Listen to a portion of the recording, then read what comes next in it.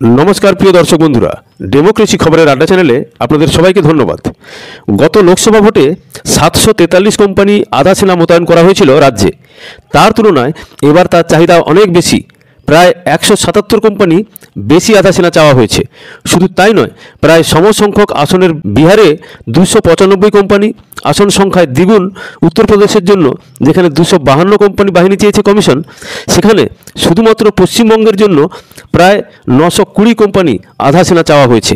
দেশে সুষ্ঠুভাবে নির্বাচন, এলাকায় টহলদারি, ভোটের দিন এবং তারপরে বুথ ও স্ট্রং রুমের নিরাপত্তার কাজে প্রায় 3400 কোম্পানি আধা সেনা প্রয়োজন বলে জানানো হয়েছে চিঠিতে। এই পরিস্থিতিতে শুধু পশ্চিমবঙ্গের জন্য এই বিপুল বাহিনী চাওয়া বেশ তাৎপর্যপূর্ণ।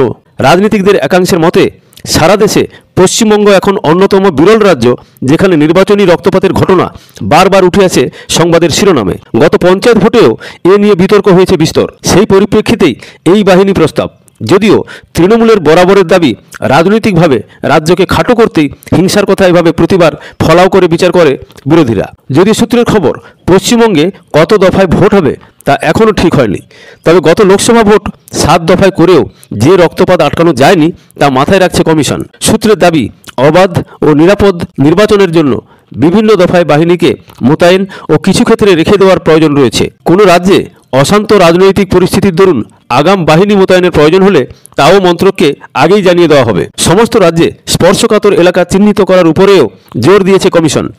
ওইসব এলাকায় নিরাপদে ভোট করাতে কত বাহিনী প্রয়োজন, রাজ্য সরকারের কাছে কত রয়েছে এবং কেন্দ্রের কাছে কত বাহিনী প্রয়োজন তারও খতিয়ান রাজ্যগুলির কাছে চেয়েছে তারা।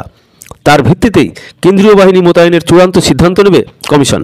আধা সেনাকে মসৃণভাবে এক জায়গা থেকে অন্যত্র নিয়ে যেতে প্রয়োজনীয় কামরা চেয়ে রেলমন্ত্রককেও চিঠি দিয়েছে কমিশন। ভোট কবে এ নিয়েও যদি কোনো মন্তব্য করেনি কমিশন, তবে সূত্রের দাবি মার্চের প্রথম থেকে দ্বিতীয় সপ্তাহে ভোটের দিন ঘোষণার সম্ভাবনা রয়েছে। এবারে একটু দেখে নেওয়া যাক যে প্রত্যেকটি রাজ্যের জন্য মোটামুটি কত কোম্পানি আধা সেনা চাওয়া হয়েছে। জম্মু কাশ্মীরের জন্য চাওয়া হয়েছে 635 কোম্পানি, পশ্চিমবঙ্গের জন্য চাওয়া হয়েছে 920 কোম্পানি, উত্তরপ্রদেশের জন্য চাওয়া হয়েছে 252 কোম্পানি এবং বিহারে চাওয়া হয়েছে মাত্র 177 কোম্পানি। ফলে বুঝতেই পারছেন যে পশ্চিমবঙ্গের পরিস্থিতি কতটা ঘোরালো হয়ে উঠেছে।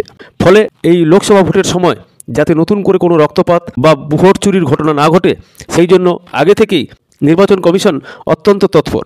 খবরের সঙ্গে থাকবেন, ভালো থাকবেন। ভালো লাগলে চ্যানেলটিকে লাইক এবং সাবস্ক্রাইব করবেন। ধন্যবাদ, নমস্কার।